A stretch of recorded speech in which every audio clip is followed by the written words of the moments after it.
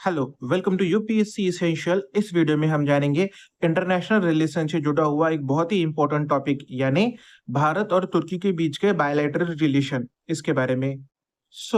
हमें क्यों bilateral relation पढ़ना है? तो याद रखिए, जो पहलगाम अटैक पाकिस्तान ने किया था और उसके बाद भारत ने जो काउंटर टेरर स्ट्राइक की थी पाकिस्तान पे, तो उस काउंटर टेरर स्ट्राइक को तुर्की ने क्रिटिसाइज किया और भारत के स्टांस का अपोज किया।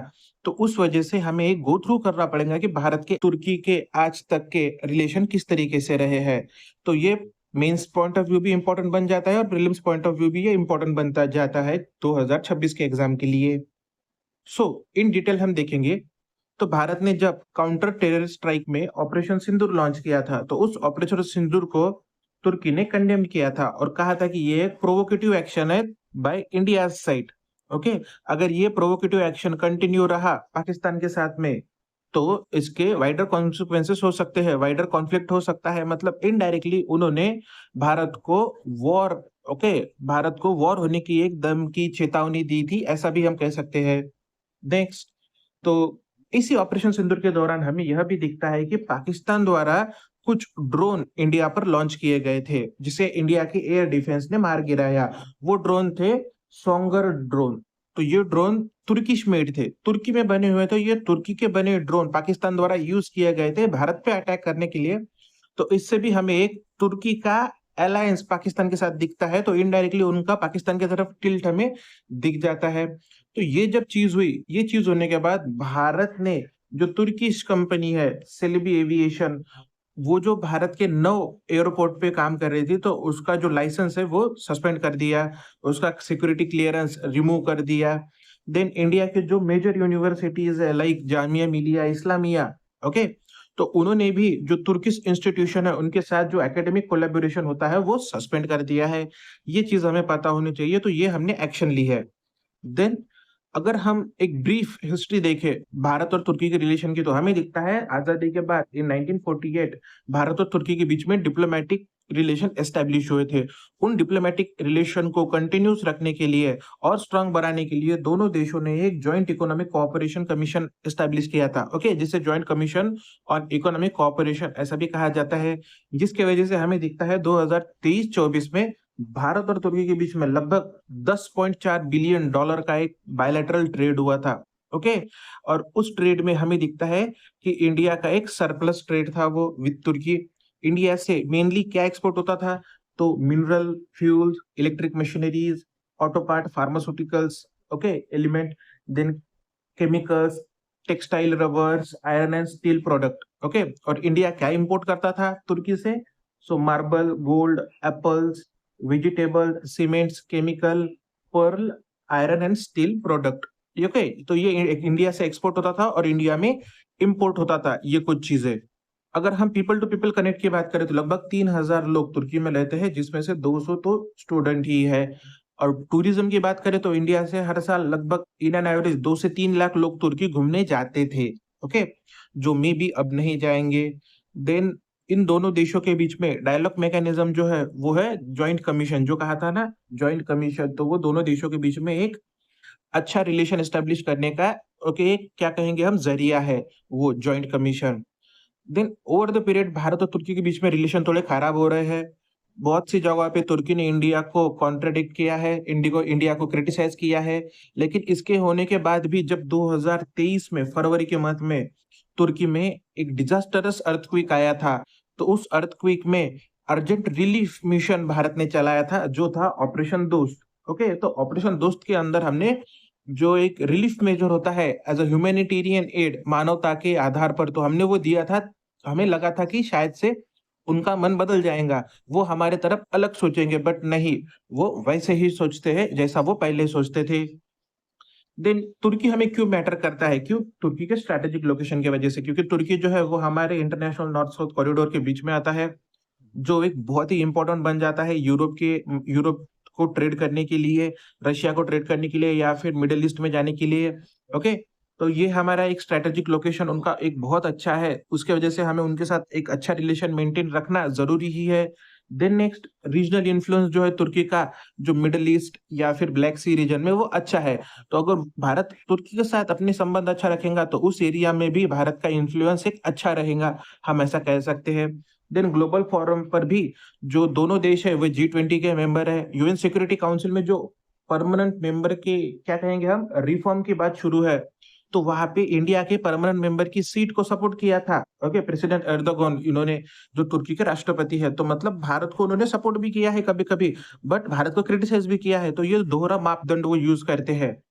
देन अभी चैलेंजेस क्या है फिलहाल इंडिया तुर्की के रिलेशन के बीच में, जो उनका तुर्की का मिलिट्री टाई बढ़ रहा है पाकिस्तान के साथ, वो सबसे बड़ा चैलेंज है। क्यों? क्योंकि Turkey is second largest arm supplier to the Pakistan, जिसमें drones, corvette, missiles, F-16 okay upgrade जो रहते हैं उसके, वो पाकिस्तान को सप्लाई करते हैं। दिस ओके, तो ये इसकी वजह से क्या हो रहा है, जो पाकिस्तान को मिलिट्री एड तुर्की प्रोवाइड कर रही है, तो पाकिस्तान का डिफेंस रेजिलियंस बढ़ रहा है। बेसिकली वो जो है इनडायरेक्टली भारत के साथ जो एस्केलेटरी सिचुएशन है उसको कंटिन्यू करने के लिए पाकिस्तान को स्ट्रेंथन कर रहे हैं। देन नेक्स्ट, जो कश्मीर इशू था, कश्मीर इशू के बीच में भी बहुत बार तुर्की ने मिडल किया है, तुर्की ने कमेंट किया है। लाइक जब 2019 में भारत ने आर्टिकल 70 हटाया था, तब तुर्की ने उस स्टांस को अपोज किया था एट इंटरनेशनल फोरम। और यही नहीं, उन्होंने यही जो फोरम है, जो इंडिया का इंटरनल इशू है, उसको थ्रू सोशल मीडिया एक इंटरनेशनल इशू बनाने का देखा। तो ये इंटरनल इशू को इंटरनेशनल इशू बनाने की वजह से भी भारत और तुर्की के बीच में रिलेशन खराब हो रहे हैं। देन नेक्स्ट, एक अलायंस, एक एक्सिस हमें बनते दिख रहा है, जो है तुर्की, अजरबैजान एंड पाकिस्तान का। क्यों? क्योंकि अजरबैजान और तुर्की इन दोनों ने भी ऑपरेशन सिंदूर को कंडेम किया है। तुर्की, पाकिस्तान ये दोनों मेंबर है किसके? तो बगदाद पैक्ट के। Then next, central treaty organization, CENTO जिसे कहते हैं, उसके। देन दोनों कंट्रीज पार्ट है okay multiple regional development corporation के। Okay, regional corporation for development या फिर अलग अलग जो भी कॉर्पोरेशन है अलॉन्ग विथ ईरान, ये दोनों क्या है, तो उसके मेंबर है। देन नेक्स्ट, इन दोनों का सबसे इंपॉर्टेंट एक कॉमन पॉइंट दिखता है हमें, इस्लामिक रेट्रोहिस्टिक और पैन इस्लामिज्म। मतलब दोनों देश एक मुस्लिम कंट्रीज होने की वजह से उनका आपस में टिल्ट होना जायज है। ओके, ये हो गया। देन अगर हम इवॉल्विंग हिस्ट्री देखें, तो स्टार्टिंग को जब भारत पे ब्रिटिश राज कर रहे थे या फिर तुर्की पे भी ब्रिटिशों ने अटैक किया था, तो दोनों एक सोलिडेरिटी रखते थे एक दूसरे के प्रति। ओके, सद्भावना रखते थे। वर्ल्ड वॉर वन के बीच में भारत ने तुर्की को सपोर्ट भी किया था। तुर्की का जो खिलाफत मूवमेंट चल रहा था वहां पे भी इंडिया ने सपोर्ट किया था। मतलब स्टार्टिंग को तो बहुत अच्छा था, बट ये सब चेंज हुआ कब? ये सब चेंज हुआ आजादी के बाद, जब पाकिस्तान बना। जब पाकिस्तान बना तो Pakistan fully is Islamic state था। इस्लामिक स्टेट होने की वजह से हमें दिखता है तुर्की जो है वो उनकी तरफ ज्यादा लीन हुआ। Okay, then security and strategic partnership जो तुर्की और पाकिस्तान के बीच में बनती गई। तुर्की और पाकिस्तान ने 1950 के दशक में एक ट्रीटी साइन की थी जिसे कहते हैं treaty of eternal friendship. Okay, और एक सेंटर था सेंट्रल ट्रीटी ऑर्गेनाइजेशन।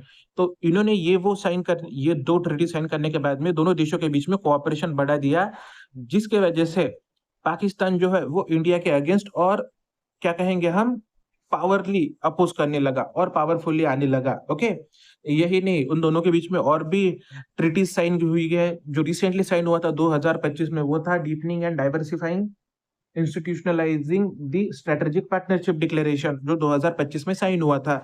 1998 में जब भारत ने न्यूक्लियर टेस्ट की थी, ओके न्यूक्लियर बॉम्ब की टेस्ट की थी, तब पाकिस्तान ने उसको क्रिटिसाइज किया था और पाकिस्तान के इस रिस्पॉन्स को ओके तुर्की ने सपोर्ट किया था। मतलब भारत के न्यूक्लियर प्रोग्राम को इनडायरेक्टली तुर्की ने अपोज किया था।